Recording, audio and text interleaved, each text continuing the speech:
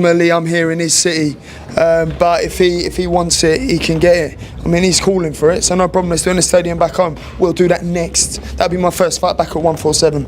No warm-up. It's always a lively night when you're in town. Yeah, listen, that sausage roll, he can get it as well. What do you make of him? And what happened there? He wanted to have a little go, so no problem. Let's have it. Boring. Like, honestly, I got to maybe the 5th round, 6th round. It's like, do something. Like, let your hands go. If it was so one-sided, just let your hands go a little bit. Do you know what I mean? My fight just displayed discipline, and that was my goal, was to display discipline for the 12 rounds. People think I couldn't do it. Just do something. All your fights are so boring. And it's the entertainment business. I think people want to skip to the money made and forget the pretty boy Floyd. You know, where he let his hands go. Dangerous, spiteful. You know, none of this boring negative stuff. I wasted 36 minutes of my life watching that game. Listen, it's part of the game. Ultimately, I'm here in his city, but if he wants it, he can get it. He's calling for it, so no problem. Let's do it in the stadium back home. We'll do that next. That'll be my first fight back at 147. No warm-up. After the fight, I think Shakur called in Conor Benn into the ring. Now, I've seen in the comments this morning about Conor Benn potentially taking on Shakur Stevenson, and he's just getting totally written off. Nobody's giving Conor Benn a chance at all, and you can see why. Conor Benn is still learning on the job. He's never fought for an English, British, Commonwealth, European title. He's never fought for a world title. He's got a good win against Chris Algieri. He's obviously had them 2 mega fights with Chris Eubank Jr., but he's not ready for them kind of opponents, in my opinion. Conor Benn sets the tone as he responds directly to Shakur Stevenson's call out. Benn makes it clear the fight is welcome but on his terms, name-checking Wembley, rehydration clauses, and weight. The message is simple: he is not backing down, and he is ready if the conditions are met. Hey Shakur, Wembley, locked in, be ready. You want the rehydration clause, you gotta pay. Yeah? I'll still smash your ass. First fight down at 147 in 3 years, and I'll still give it to you. Conor Benn says the fight is available and claims there is no fear or concern. He also acknowledges Shakur Stevenson's performance and openly gives him credit. Conor Benn then repeats the same stance, praising the display but stressing he remains unfazed. The message stays consistent, respectful words mixed with firm confidence and no sign of hesitation. So Shakur saying to you in there? If he wants it, he can get it next. Right. Ultimately, I ain't scared or worried about him. Well, what did you think? What did you think of his performance? Yeah, no, it was a great performance. He performed really well. But ultimately, I ain't worried about him. Froch breaks it down bluntly, calling Conor Benn inexperienced at elite level and questioning any comparison with Shakur Stevenson. Froch explains the money angle and crowd appeal but makes one thing clear: size alone does not bridge the talent gap, and skill remains the deciding factor in this matchup. Near that level where you can say, I've got this title, then you're still a novice pro, you're still learning.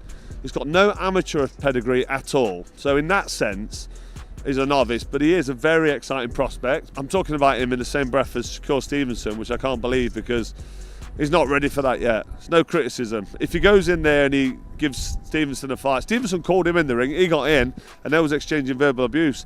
Stevenson's probably thinking, actually, Conor Benn's a big fighter in England. He brings a crowd, so it'll bring the money. So you'll think, I fancy that. It's a steady fight. Like, Conor Benn thinks he's too big for him, but sometimes size doesn't matter. And for this one, I just think Shakur Stevenson will be far too talented. Simon Jordan completely dismisses the call-out and frames it as image-building rather than competitive ambition. He praises Shakur Stevenson as a refined operator and highlights the weight jump and dominance over Teofimo Lopez. Jordan questions why Conor Benn targets a fighter moving up instead of proving himself against credible domestic opposition. The message is blunt: elite boxing is earned through level stepping, not loud challenges. Conor Benn would be embarrassed if he was facing Shakur Stevenson. Simon, do you go with that? I think Shakur Stevenson is a sublime performer. I didn't much enjoy the performance against Teofimo Lopez, not because of Shakur Stevenson's superiority, because it wasn't much of a fight. Yeah, and the fact that I tipped Teofimo Lopez, I enjoyed even less. I don't listen. You know, Conor Benn doing his best Dennis Rodman impression. I don't think he's in that class. I don't think he can fight. I think it's ridiculous calling out a 135 fighter that's just stepped up at 140 and beaten Teofimo Lopez into a conversation. But it's great publicity for Conor. I'd like to see Conor get in the ring and fight people like Lewis Crocker, or get in the ring and fight people like Josh Kelly, rather than autograph hunting. But listen, this is the Eddie Hearn acknowledges Conor Benn's physical tools, but places strong emphasis on Shakur Stevenson's control and adaptability. He admits that beating Shakur requires something extraordinary, and even suggests an used finishing ability at 140. The comments underline how calculated Shakur's performances are, built on timing and positioning rather than reckless offense. I think that's the only way Shakur's going to get beat. Like, you know, on a level playing field, it's very difficult for Shakur to get beaten by anybody, because a level playing field probably for him is 135. I actually thought he looked quite powerful at 140. I actually thought he could have stopped Teofimo Lopez if he would have maybe put his foot on the gas. Didn't need to, but I thought his punches looked solid in there tonight. I thought he looked like he had the heavier hands. Shakur Stevenson speaks with certainty and lays out terms rather than excuses. He calls for equal conditions and removes any contractual ambiguity. The language reflects confidence in distance control and physical engagement. Instead of circling hypotheticals, Shakur pushes responsibility onto Conor Benn to accept the fight under clear, defined rules.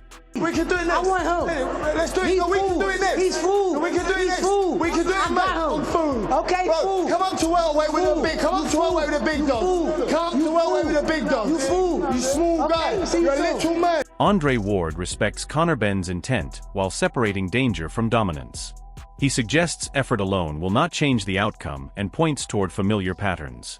Ward's focus stays on technical separation, implying Shakur Stevenson's composure and precision would dictate the fight regardless of early aggression. Do you like that fight for sure? Absolutely, yeah. How do you think that one goes? Conor's always dangerous. He's gonna come forward, but man, it's gonna look a lot like that.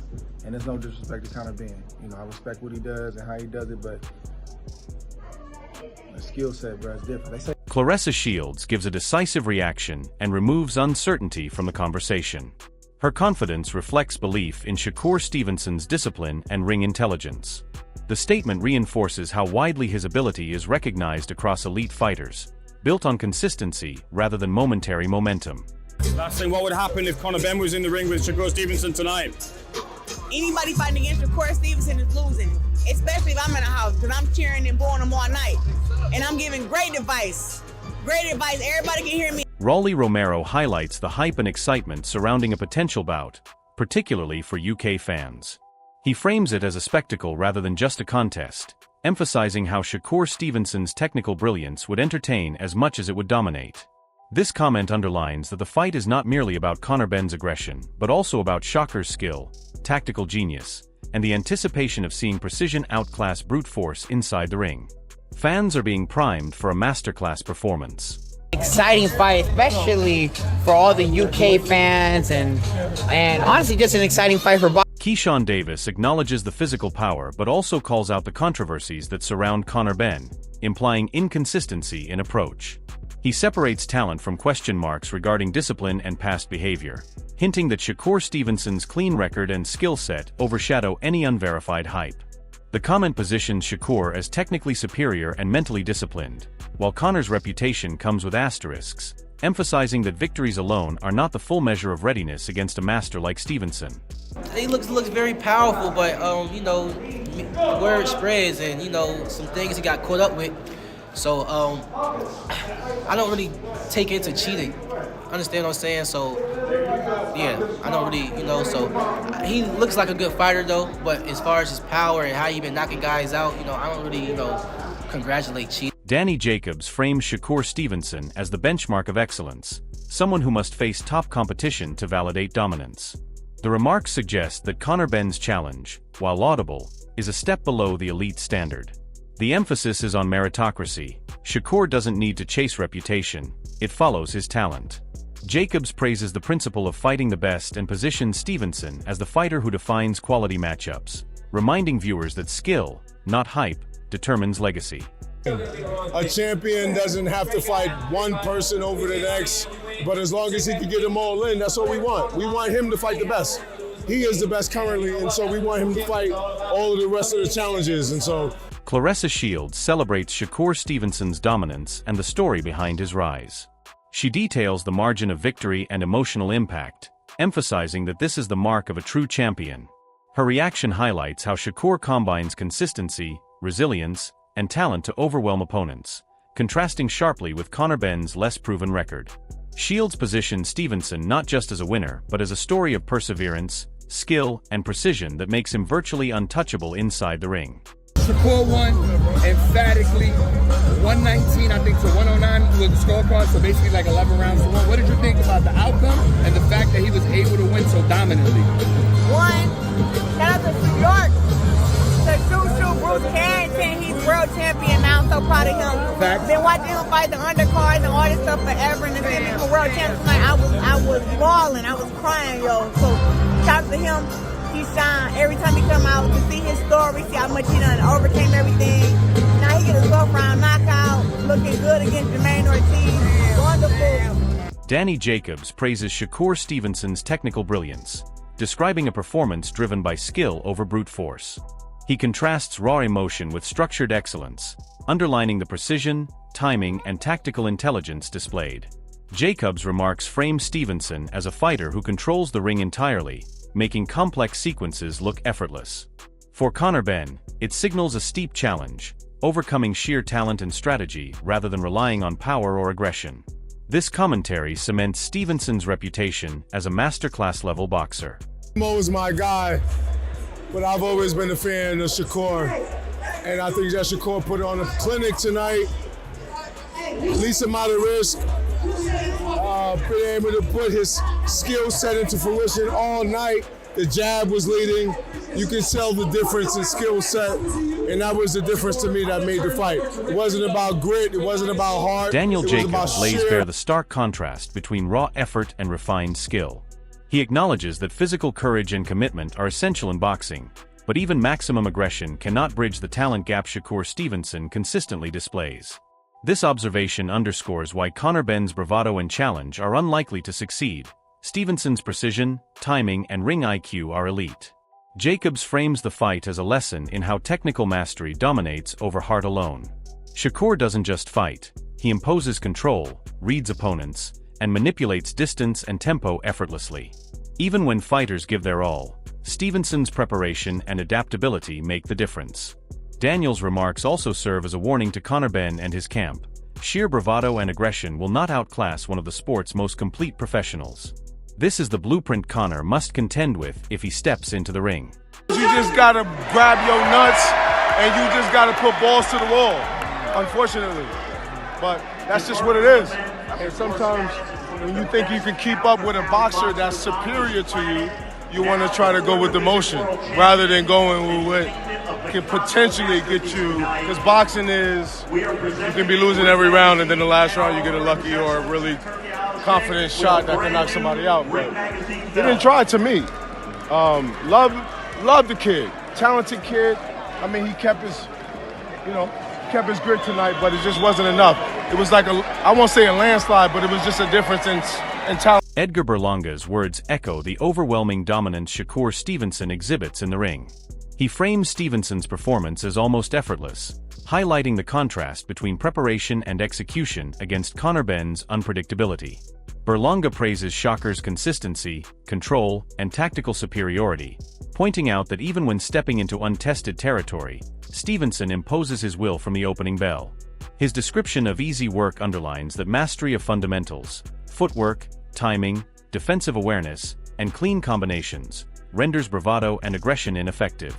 The amateur comment further reminds viewers that Stevenson's natural talent was visible long before professional success, making Conor Benn's challenges appear premature.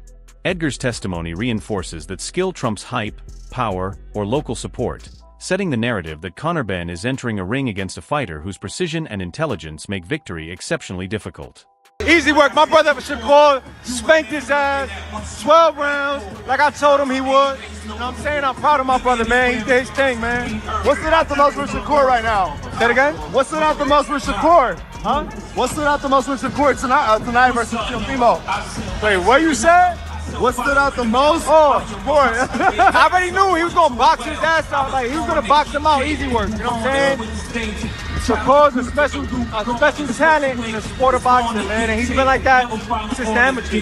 The stage is set, and the tension could not be higher. Shakur Stevenson has proven time and again that his skill set is on another level, and Conor Benn is stepping into the ring with a fighter who does not just win but dominates. Shakur's precision, timing, and tactical genius mean that every punch he throws has a purpose and every movement is calculated. Benn may have size and aggression, but Stevenson's IQ and ring awareness make him untouchable at this stage. The real question is who wants it more? And who is mentally tougher? Stevenson has shown he can rise to any occasion, overcome adversity, and shut down even the loudest challengers, while Benn's bravado and verbal threats do little to close the gap between hype and reality. If Benn wins, it would be a shocking upset and a massive story in boxing history, but if Stevenson controls the fight like he has in every major bout, it will cement his status as one of the sport's most complete fighters. Fans are already buzzing about every exchange, every call-out, and every strategy. So we want to hear from you. Do you think Conor Benn can survive Stevenson's precision, or will Shakur continue his unstoppable rise? Comment below and join the debate, because this is more than a fight, it is a masterclass in boxing supremacy.